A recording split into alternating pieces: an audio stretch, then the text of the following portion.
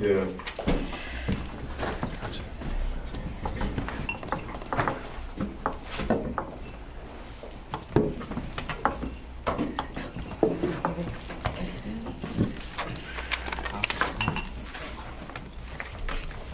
Well, my watch says it's past, so I will open the meeting. Good evening, everyone.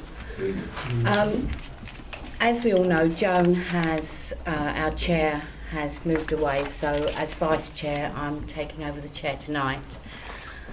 It is the last Audit Committee of this session, so I was just of the opinion that I would just ask perhaps somebody to take over the Vice Chair just for tonight, and I hope everybody agree. And I was going to put forward Dave Merrick as Vice Chair, but do I have a second, and is that agreed? Yes. Is that all right? Okay. If you don't mind, David, thank you.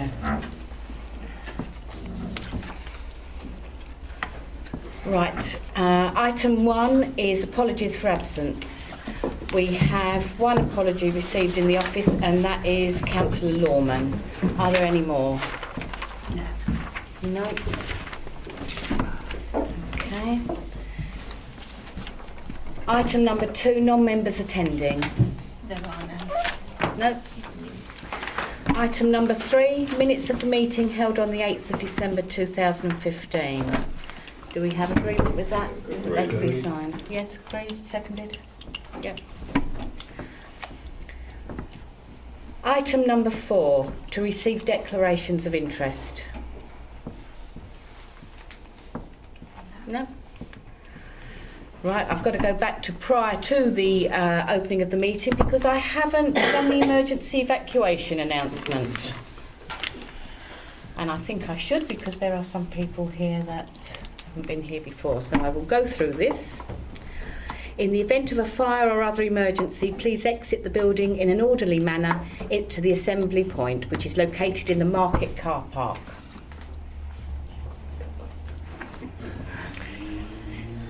The fire exit in this room is indicated by a green fire exit sign.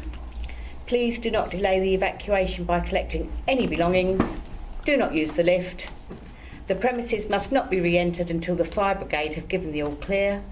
Please note it is against the law to smoke on these premises, and please note that this meeting will be audio recorded. So sorry about that. I shall go back to question. Item number 5, questions on notice. There are none. There are none. Item number 6, motions on notice. There are none. Right, item number 7.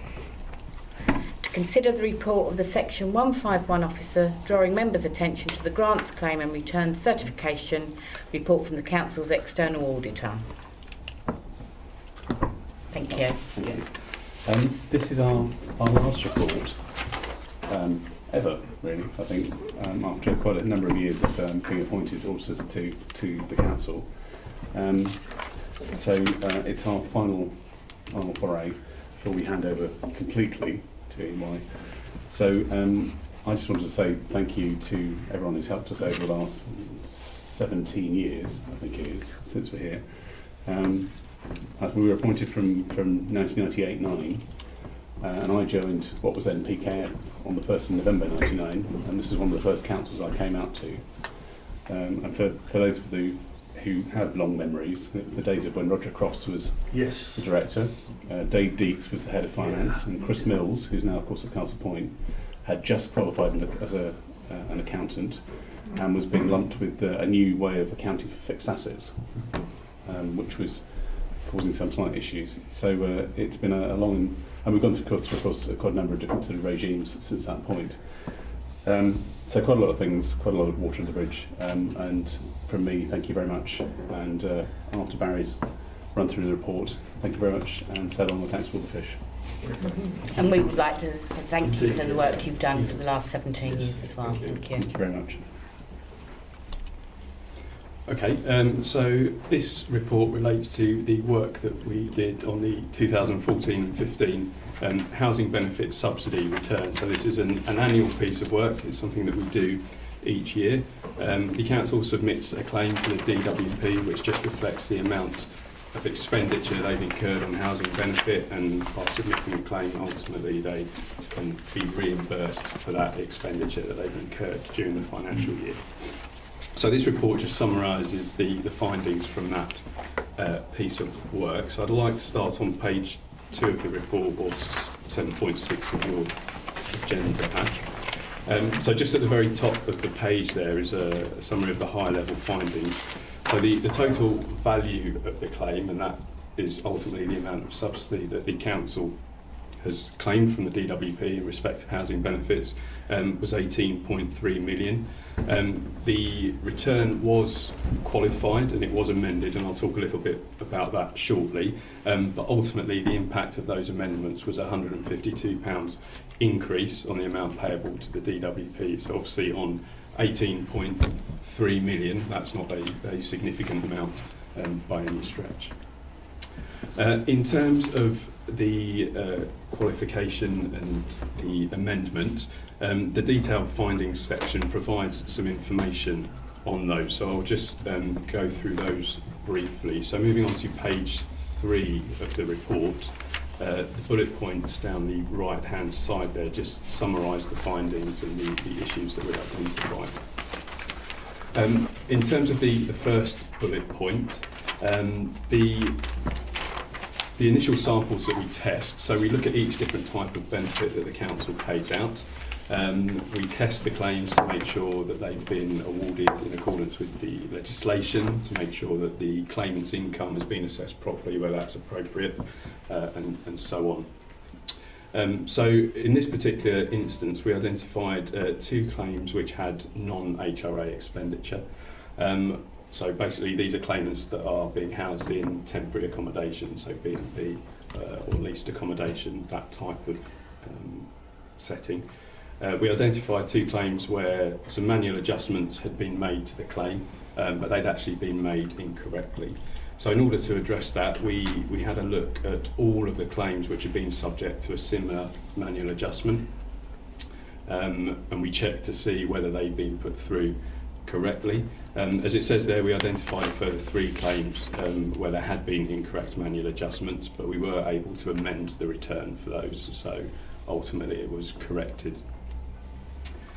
The following bullet point is to do with how particular types of overpayment are classified. So if for whatever reason the council pays over too much benefit to a claimant, that has to be identified on the claim, and depending on the reason for that overpayment, they're classified in a particular way. So we identified a particular instance where an overpayment had been classified incorrectly. The population of that type of overpayment was what we define as small, so it was less than 100 claims. So we were able to look at all of those relatively easily and just see if there were any more issues there, and I'm pleased to say that no further errors were identified in respect of that particular matter. The third bullet point is a similar issue to the first one. Again, it's where manual adjustments were required, so officers had to go in and physically make a change on the system because the software wasn't clever enough to do it itself, basically, because of the nature of the adjustment. And again, we identified that some of these manual adjustments had not been put through correctly. We were able to drill down and identify the cases that were potentially affected by that, and again see if there were any further errors. So the remainder of the narrative just describes the fact that we did identify some further errors. We were able to correct some of those, and for the ones that we weren't able to correct, we reported those in the qualification letter, which is the letter that goes off to the DWP just explaining any particular matters that we weren't able to address. Qualification letters are relatively common. Most authorities that have a housing benefit return do get a qualification letter, and it simply reflects the complex nature of housing benefits. It would be very unusual that every single claim had been processed completely correctly during the year, because obviously there are thousands of claims and thousands of changes. So the fact there's a qualification letter isn't out of the ordinary, if you like. The penultimate bullet point on page 4, just to do with start dates and how they They were determined. We identified one error in our initial sample. So we tested a further 40 cases. Now, the number of additional cases we test is prescribed by the methodology set by what was the Audit Commission and now PSAA. We focused on whether start dates of claims had been input correctly. And again, I'm pleased to say we didn't identify any further errors in relation to start dates on claims. And then finally, we had to do some additional work on child tax credit income, which is something that can impact on a subsidy claim. If the claimant's in receipt of that, then it can affect the amount of housing benefit that they're awarded. We identified an issue in the prior year, and our the testing approach, the prescribed testing approach, requires us to do some follow-up work in the current year if we're not able to confirm that action's been taken that would completely eliminate the error. Again, the complex nature of housing benefits means that it is quite challenging to put something in place that would guarantee that that error had not happened again. So we did some additional work, again a further 40 cases. We did identify one error, but in this particular instance, the nature of the claim meant that it didn't have an impact on the amount of benefit awarded. So it wasn't classified as an error for subsidy purposes. It ultimately had no impact on the amount of subsidy claimed by the council. I'm happy to take any questions on those. That was a bit of a whistle-stop tour. I appreciate there's quite a bit of narrative there, but if anyone has any questions on those findings, I'm happy to. Councillor Black. Yeah, yes, first of all, right in my evening by mentioning Roger Cross and Dave Deeks. So, I don't know if you knew Steve Clarkson as well, whether Steve had left the council by the time you arrived. I think I know the name Steve Clarkson. A bald-headed gentleman, to be so. But anyway, going on to the more meaty stuff, thank you for your presentation. Going back to page 2, our testing of an initial sample of 40 cases identified 5 claims containing errors. Now, which alarms me because that indicates that 1 in 8 has got an error, and yet the high-level finding is you've got an overall error of £152 out of 18 million. I'm just wondering what I should make of this. Would you first of all think that 12.5% is a reasonable estimate of the overall error rate?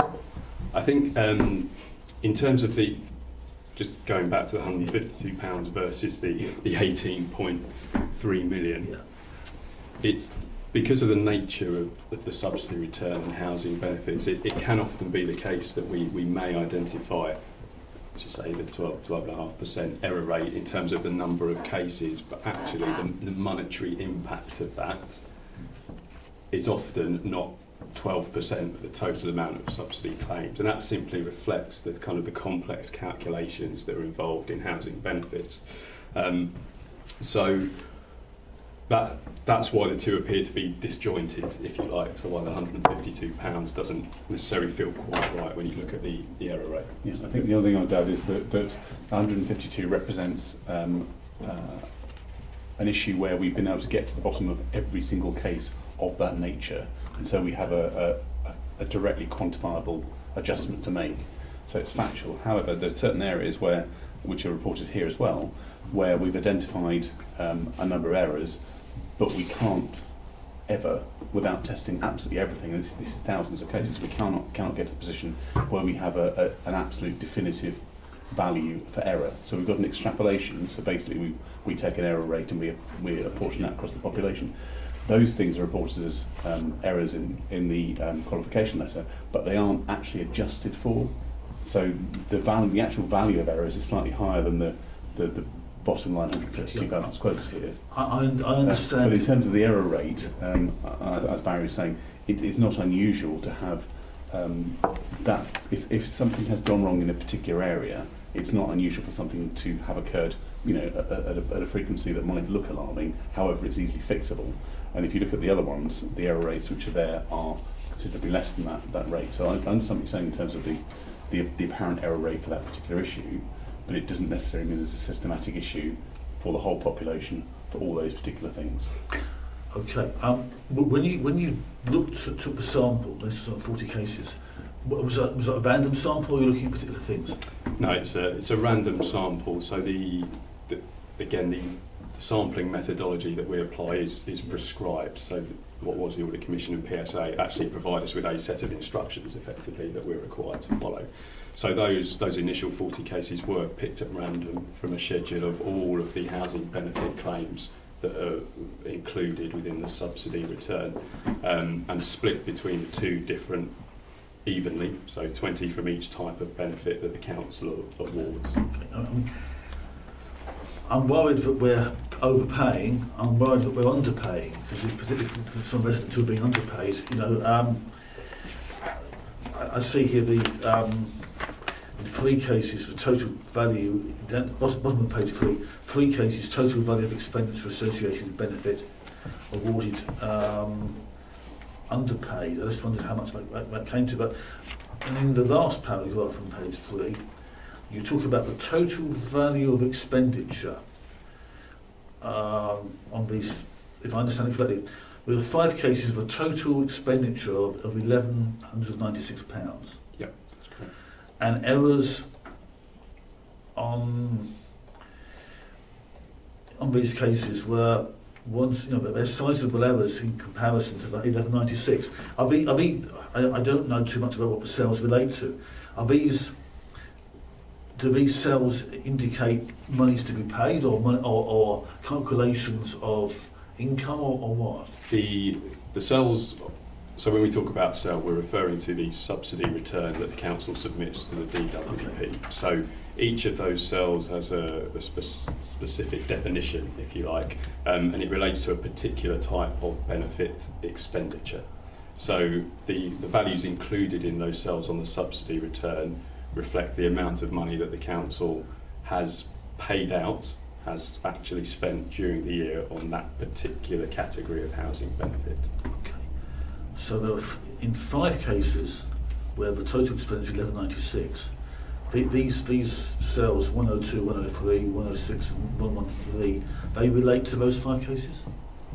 Yeah, so it'll be a combination. So cells 102 and 103 reflects, as I say, type of expenditure paid out, and then cell 113 reflects a particular type of overpayment, so where the council's identified that benefit has actually been overpaid for whatever. So that could be where the claimant hasn't told them that they've had an increase in income, for example, or there's been a delay in notifying of another change in circumstance. But yes, the numbers reflected there on each of those cells reflect the errors identified in all 5 cases. So it's spread across the 5 cases. Okay, thank you.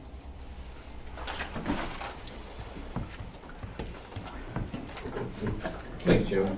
Can I ask you, is there a common thread of, I mean, I've seen, I keep reading about various start dates, but is there a common date that certain areas don't seem, it seems to trigger out certain areas because either somebody's not been trained properly or they don't understand the interpretation, or is that just being a bit simplistic and really it's not as prescribed as that? Start dates for new benefit claims and any changes of circumstance to an existing benefit claim, the way that they are processed are quite clearly prescribed. And there is effectively a set of rules that you need to apply depending on the circumstances that apply to that particular claim. So if a start date has been applied incorrectly, so a change of circumstance has not been applied from the correct date, for example, then it might be oversight by the benefit assessor putting it in. It might be a misunderstanding of the rules. I mean, what I should say is, and it comes back to what Dave said, we didn't identify lots of errors in relation to start dates. And again, the nature of housing benefits is such that you will almost certainly find an instance where something hasn't been done quite right. There's just so much information processed throughout the year for so many different benefit claims. So I don't think there's any evidence of a systematic error, but where it does happen, then yes, it is potentially because someone hasn't interpreted the rules correctly. I mean, you know from our previous meetings, we've expressed concerns that we're trying to overload the system with what we're expecting to produce and what we're expecting of them. And I'm trying to make sure that we're not going down the road that we're just perpetuating this issue that we've raised for I don't know how many last meetings, and that actually we're not getting to the root of the problem. We're just carrying on with this situation because we're expecting our staff to do too much, or they're not getting the right training, or whatever, or whether Jim should be picking some of this other stuff up from internal audit, or where we're going, or is it just no? This is actually quite a reasonable review for accounts of this nature and our size, and really, you've got to expect a certain percentage of human error. It's a good question. I mean, the sort of thing that we do find elsewhere is that you can bring temps in to try and get rid of caseloads, and they don't get it right, and every single thing they do happens to be wrong. But in those sort of situations, we can isolate that population and then only look at those particular cases. But I think here, certainly with the start dates, we're not looking at something that's systematic.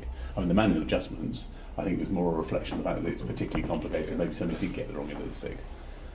So in that particular situation, where we actually were able to make an adjustment because we were able to isolate that particular population, then that was some way where maybe some extra training might have helped.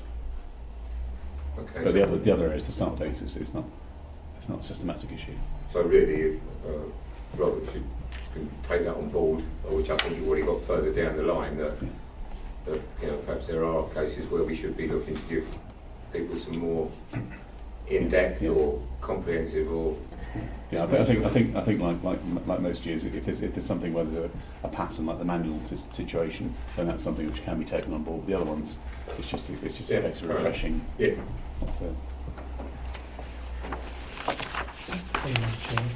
Now, where overpayments are identified or already underpayments are identified, particularly when it's error by ourselves, is that always corrected back to the individual claimants? Yes. Yeah, when it's identified, yes, Yeah. it would be. Good. Absolutely. Yes. What about there was an overpayment, particularly where they've given us false information, for instance, a claimant's given us false information? What happens there? And you recover the money from them. We do, Well, yeah, every yeah. time, yeah? Yeah. Good. Or at least arrangements are put in place to try and get the money back. Good. It's not always successful because people can move. Not a minimum amount, so you wouldn't claim anything back, say less than £100 or something like that. Not that I'm aware of, no. I think if it. Sorry. Can I add to that? Yeah, we will go after any value. Clearly, it's at what point is it economical not to? But Indeed, we will certainly yeah. start the search to try and find them and claim it back. Yes, certainly. Yeah. And what would be the stage where you would look at, because you said giving wrong information, that you would look at fraud rather than mistake? I don't know the value off the top of my head, but it's something we would absolutely consider. Yeah. It's difficult to put value on it, isn't it? To be honest, because otherwise people are going to always try and just get up to that value. So. But there would be circumstances where it would be considered this is a deliberate Clearly attempt. fraudulent, absolutely. Yeah. Just to come back a minute, have we actually prosecuted anybody then? It's not within our remit anymore, it's now over to DWP, but we have prosecuted in the past and been quite successful. Yeah. Any more questions on that? Are we happy to look at the recommendation then? So it's proposed that the committee resolves that the grants claim and returns certification for 2014-15 be noted. Agreed. Agreed. Shall we leave you in peace? Well, it's up to you. Yes, you can go, make it an early night. And we would just like to say again, thank you very much. It's been a pleasure doing business with you. Yes. Yes. You've been very helpful, and you've got the, just thank you from the committee. Come back and visit the old house at some point. Yes. Thank you very much. Ghost stories. Thank you very much. Bye-bye. Bye-bye. Good luck.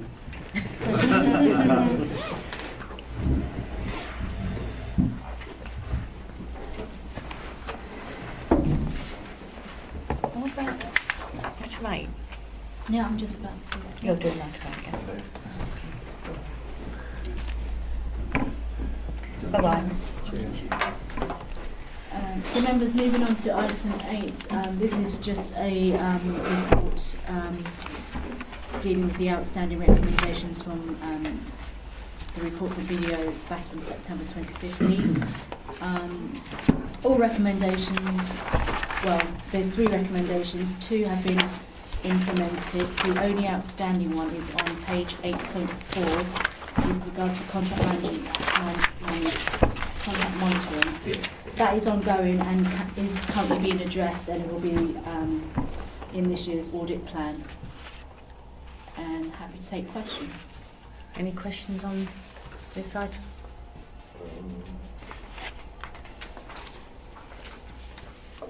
Is there something we fundamentally got to change on this audit monitoring of these this situation? Is it a big, a really sort of fundamental change, or is it tweaking at the edges? I mean, we had this conversation, I think, last time where this came up.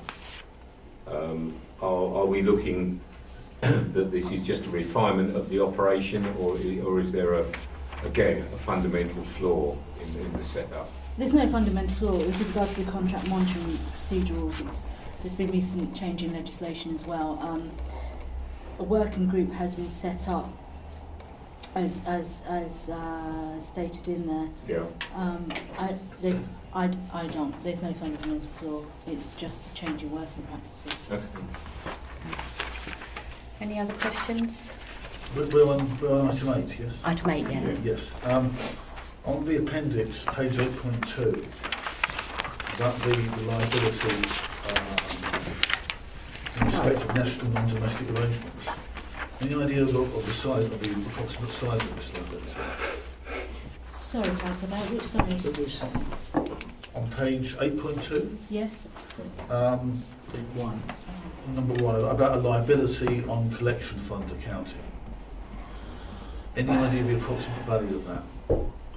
I can come back to you, but I believe it's in the region of about £300,000 pounds that we are sitting on as a provision.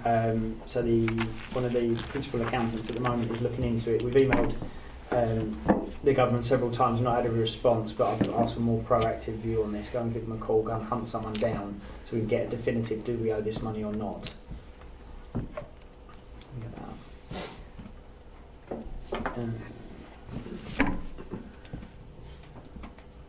Right, £300,000. Yes. But I can come back and confirm the exact figure. Because that's quite a lot of money, isn't it? Yeah, absolutely. Yeah.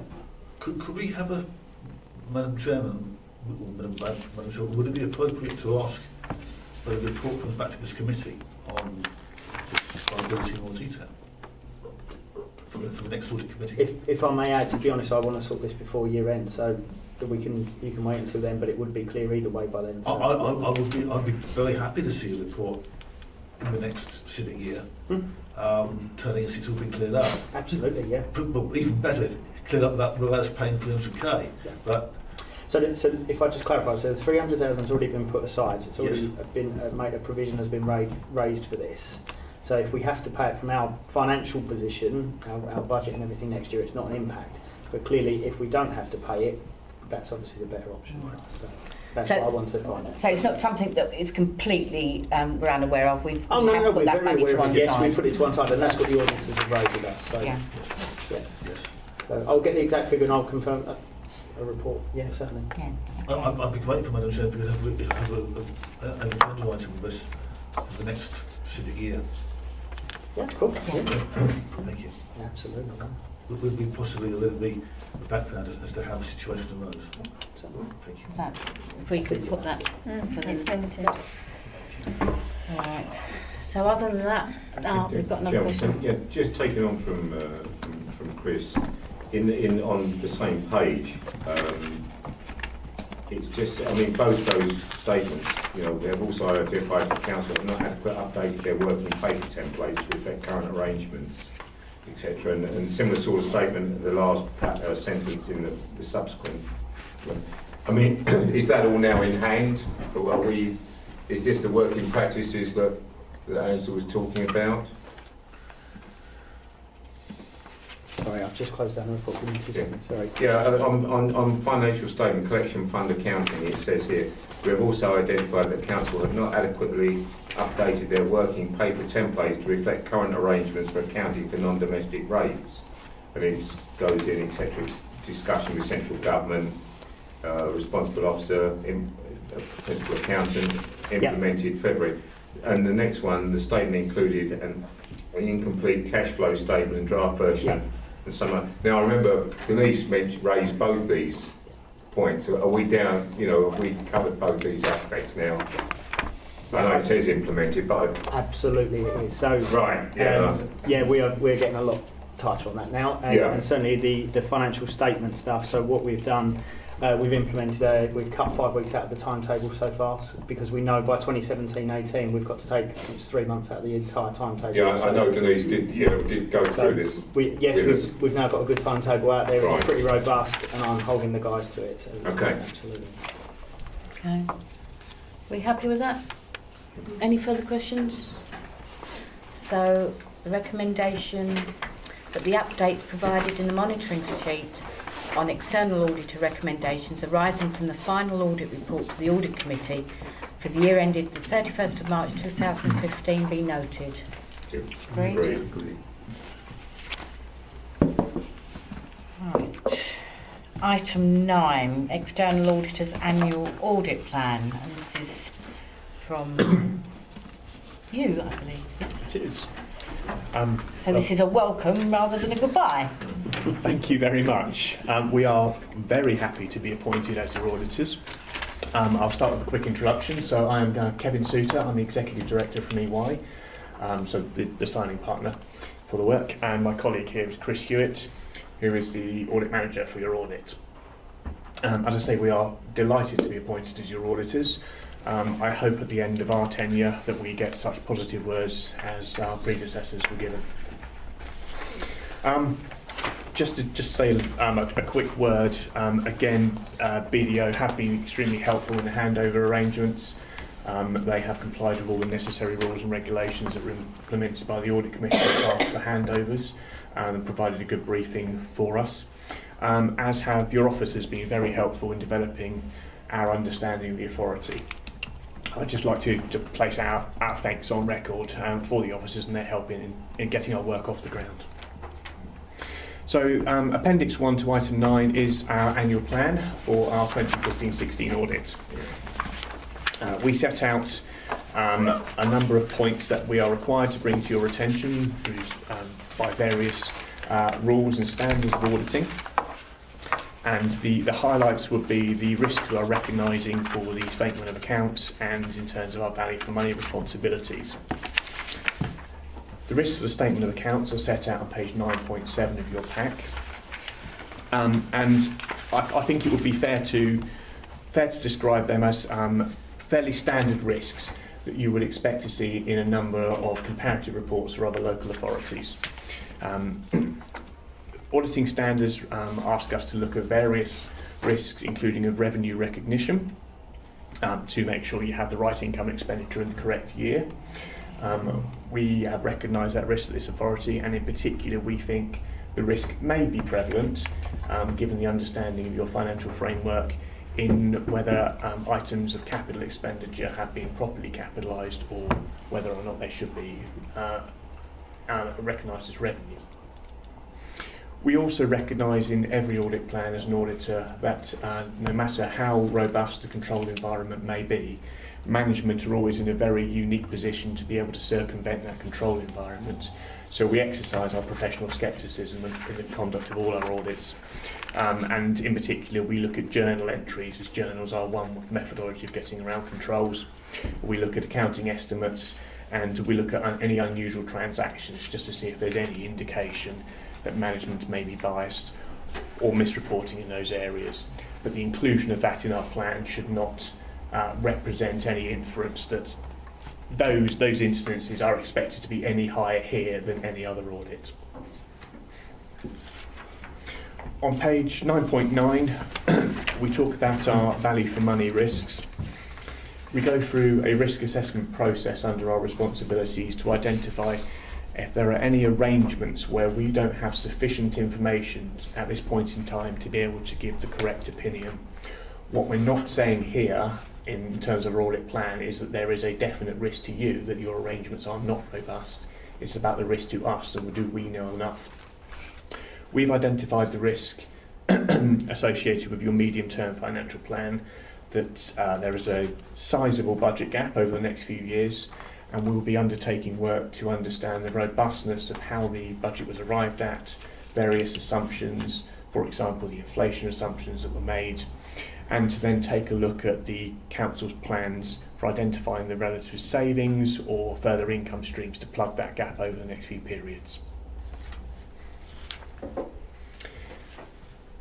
As I mentioned, there are various aspects that we do need to bring to your attention.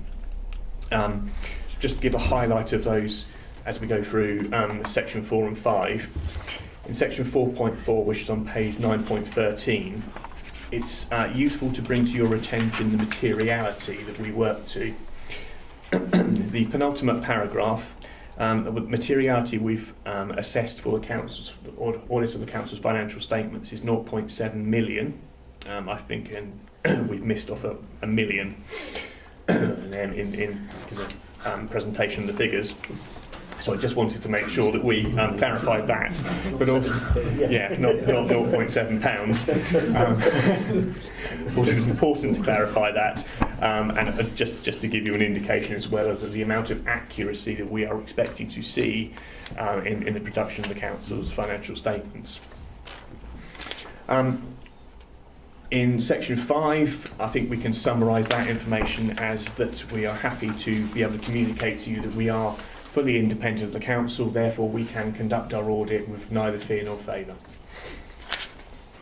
And in Appendix A on 9.17, I would dearly love to be able to tell you that we are massively more efficient than our predecessors and have been able to give you exactly the same work for a large discount. But I'm afraid the truth is that this, the reduction in the fees was part of one of the last acts of the Audit Commission when it re-tendered its audits to be able to make efficiencies across a number of local government bodies, which are reflected in the scale fees that it sets. So the fee in comparison to previous years is approximately a 25% reduction, but it does cover the same amount of work, the same amount of input. There's no reduction in the scope of the coverage that we will be providing in comparison to BDO. Those are the key areas that I wanted to highlight to you, and I'd be happy to take any questions you might have.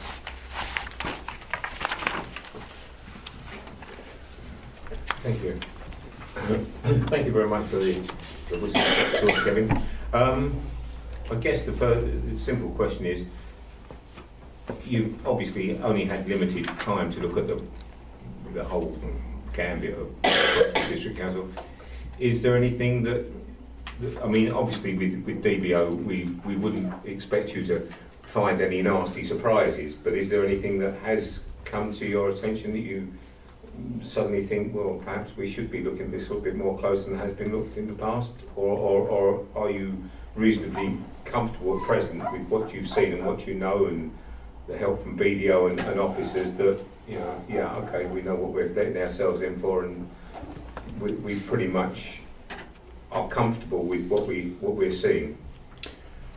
I think at this point in time, just glancing at my colleague for reassurance, we have had no nasty surprises. Okay. As I said in my introduction, the officers have made great efforts to give us the information we've requested so far. We've had access to them. They've talked us through their processes, probably in some cases in much more detail than we ever need. So nothing has come to our attention at this point in time that we would need to bring to your attention. Okay.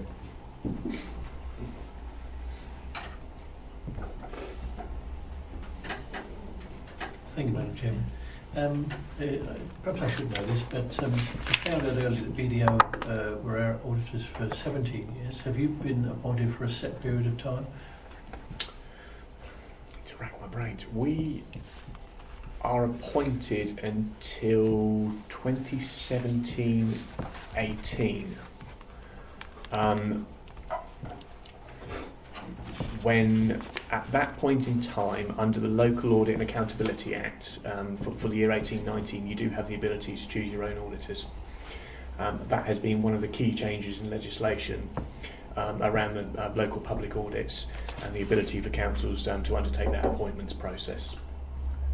So we would like to be around for that period of time, but under the new freedoms you will have in a couple of years, you will have the choice whether you want us. Thank you. Any other questions? No?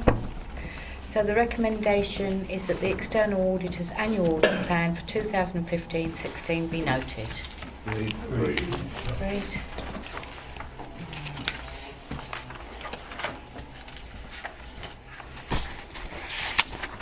So item 10 is the exclusion. Members of the public, we have come to the end of the business that we can debate with you present. The remaining report contains exempt information, and I would ask you to leave the meeting.